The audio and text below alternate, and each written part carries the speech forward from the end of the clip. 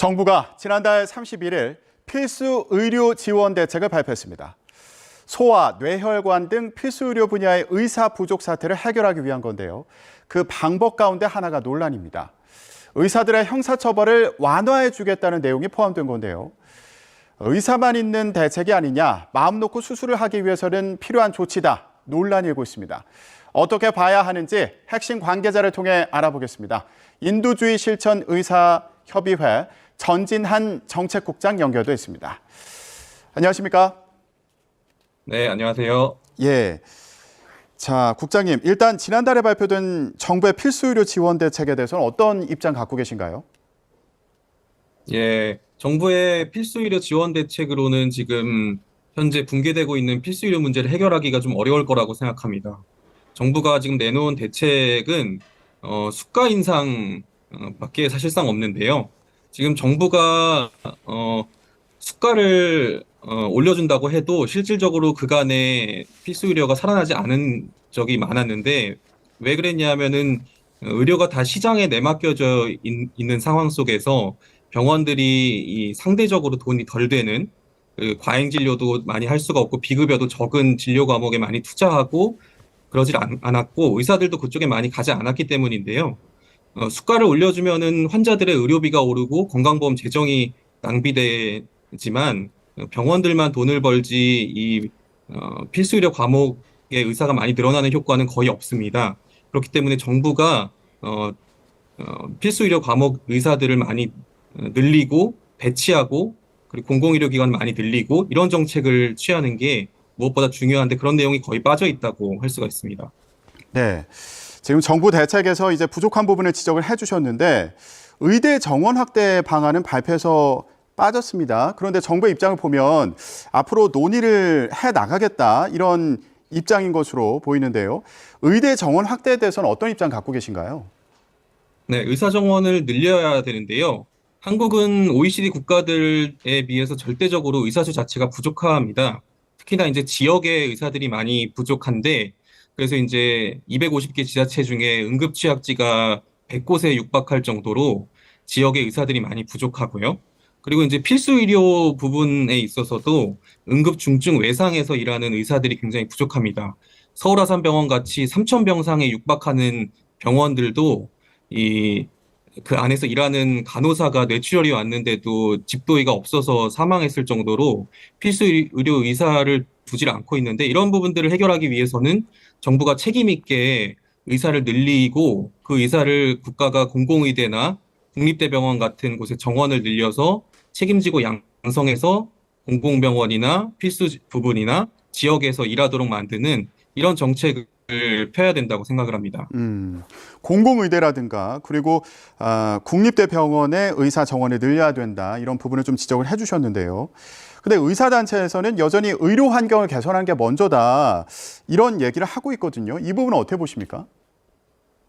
예, 의사단체들이 말하는 의료 환경 개선이라는 거는 주로 수가 인상을 이야기하는 것이고, 아까 말씀드린 것처럼 환자들의 의료비를 올리는 결과로 귀결되지, 실제로 병원들의 필수과 의사들이 늘어나거나, 필수과에 더 많이 투자하는 게 아니라 오히려 더 돈이 많이 되는 곳에만 투자하는 결과로 계속 귀결됐기 때문에 이런 부분들은 해결책이 될 수가 없다고 생각합니다. 그리고 이제 지금도 의사가 약 10만 명이 일하고 있는데 이 중에 3만 명 정도는 피부 미용 성형에서 일을 하고 있고 또 흉부외과 의사가 배출이 되지만 그 중에 10명 중에 4명은 개원하거나 요양병원에서 일을 하고 있거든요. 그러니까 이런 식으로 굉장히 의료 자체가 시장에 내맡겨져 있고 정부가 제대로 된 배치나 양성 이런 것들을 책임지지 않고 있기 때문에 발생을 하는 문제라서 이런 부분들을 국가가 제대로 된 정책을 통해서 해결하는 게 중요하다고 생각합니다. 그렇군요. 그런데 이번 그 대책에서 논란이 되는 것 중에 하나가 바로 의사들에 대한 처벌 완화 부분인데요. 최근에도 불법 대리 수술로 환자 2명이 사망하는 일이 있었는데 관계자들 모두 집행유예, 의사 면허도 그대로 유지가 됐습니다. 자, 이런 상황에 대해서는 의사로서 어떻게 보고 계신가요? 예, 상당히 문제가 있다고 생각하고요. 사실 지금 말씀하신 이런 불법 대리 수술 같은 경우는 사고나 과실의 영역이 아닙니다. 이제 사고나 과실은 의사가 최선을 다해서 수술을 했는데 문제가 생기는 경우, 이런 경우 물론 있을 수 있습니다. 그런데 이런 부분과 달리 공장식 대리 수술들이 만연하고 있는데 이런 부분들은 의사 한 명이 수술방을 여러 개를 열어서 무자격자들한테 수술을 시키고 이런 것들은 극단적으로 수익을 창출하기 위해서 벌어지는 일들이고 이런 거 아주 조직적인 범죄 행위라고 할 수가 있는데 이런 부분들에 대해서도 제대로 처벌이 이루어지고 있지 않은 상황이고 오히려 이런 부분들에 대한 환자들의 이런 권리나 이런 것들을 더 잘 보장하기 위해서 정부가 노력을 해야 되는데 형사처벌을 더 완화하겠다라고 하는 부분들이 시민들 대다수의 눈높이에서 어떻게 받아들여질지 굉장히 의문스럽다고 생각합니다. 예. 정부에서는 의료사고에 대한 국가 책임을 강화하겠다. 그러니까 의사들에 대한 형사처벌을 완화하는 방안을 추진하겠다는 입장인데 그 내용이 지금 이런 불법적인 부분까지 확대되면 안 된다. 이런 부분을 지적을 해 주셨는데요. 그런데 현행법을 보면 대리수술 외에도요. 뭐 업무상 과실치사나 성범죄 같은 중범죄까지도 의사 면허 취소 사유가 아니라고 하더라고요. 예, 이건 왜 그런 겁니까?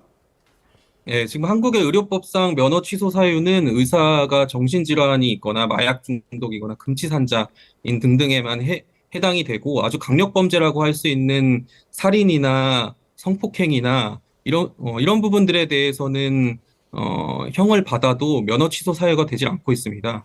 근데 이제 예를 들면 변호사나 노무사나 공인회계사 같은 다른 전문 직종들은 이런 형사처벌을 받았을 때 면허 취소 사유가 되는데 한국의 의사 같은 경우는 이런 부분들에 적용을 받지 않고 있는 것들도 상당히 문제가 있다고 예. 생각합니다. 얼마 전에 그 음주운전 하다가 사망 사고를 낸 의사가 논란이 되지 않았습니까? 근데 보니까 이런 경우도 면허 취소는 안 되는 거죠. 그리고 만약에 뭐 취소가 된다고 하더라도 취소 기간이 최대 3년이고 이후에는 다시 면허를 받을 수 있는 건가요?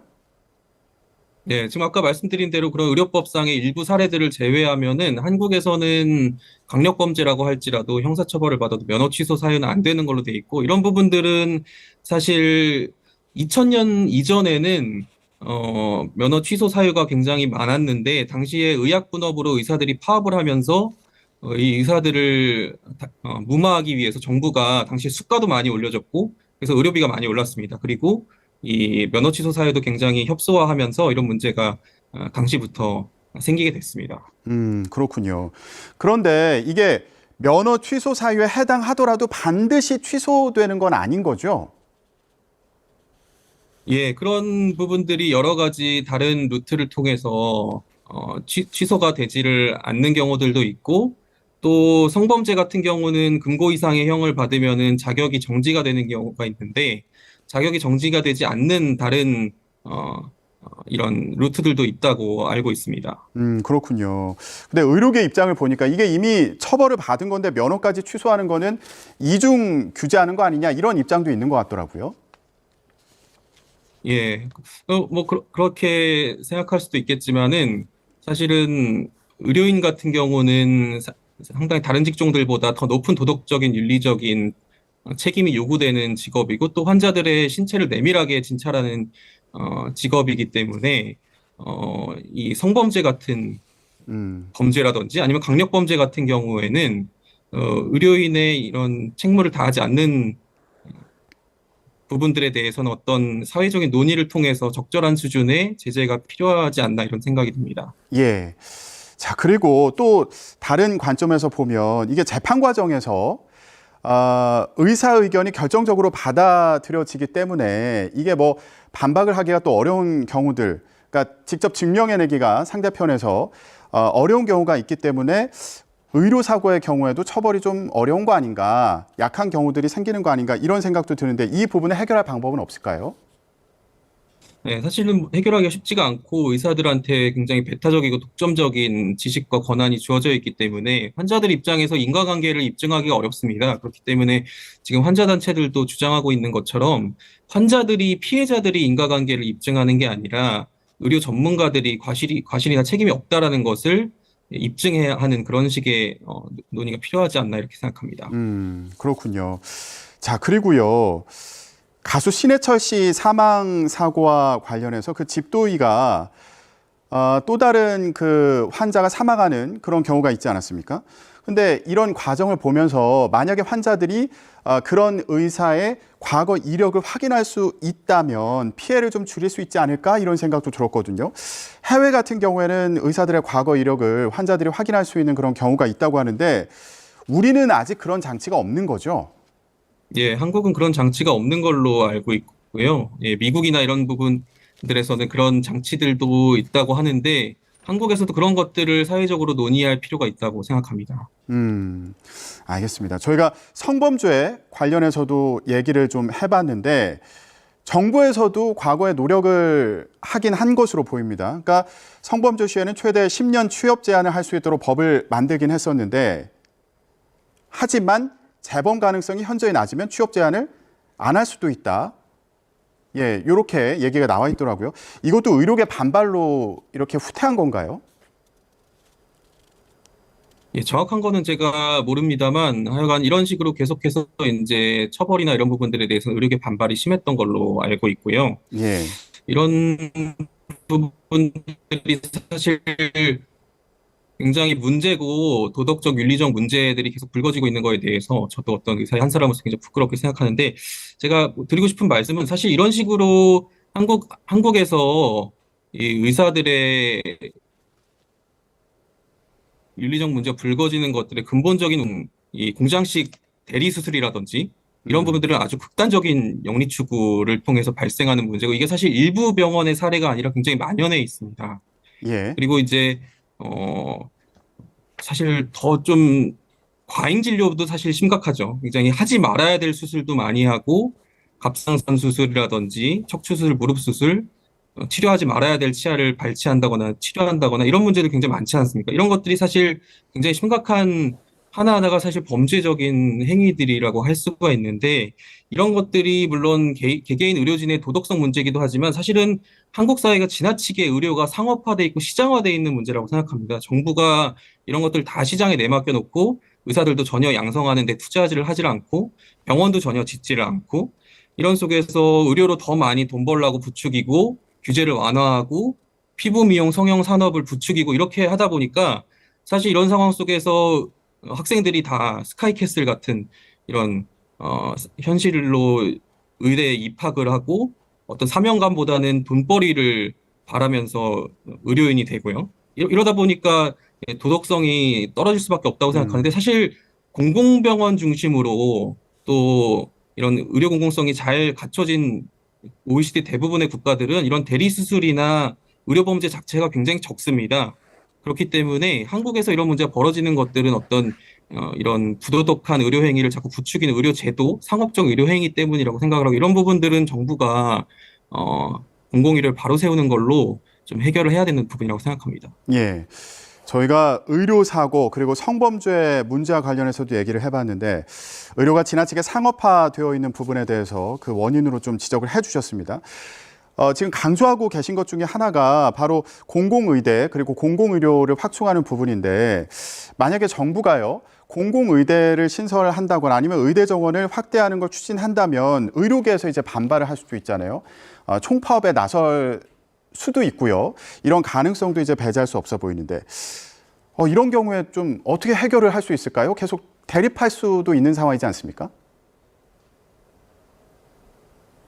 예, 그런 대립이 계속 있을 거고요.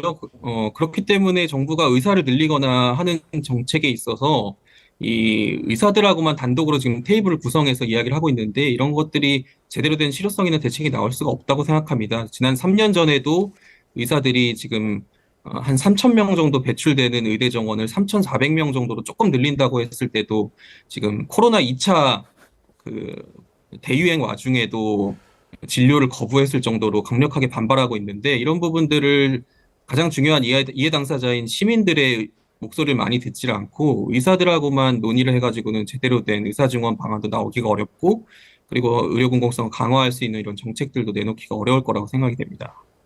알겠습니다. 정부의 필수 의료 지원 대책과 관련해서 인도주의 실천 의사협의회 전진한 정책국장과 얘기 나눠봤습니다. 국장님 오늘 말씀 고맙습니다. 네, 감사합니다.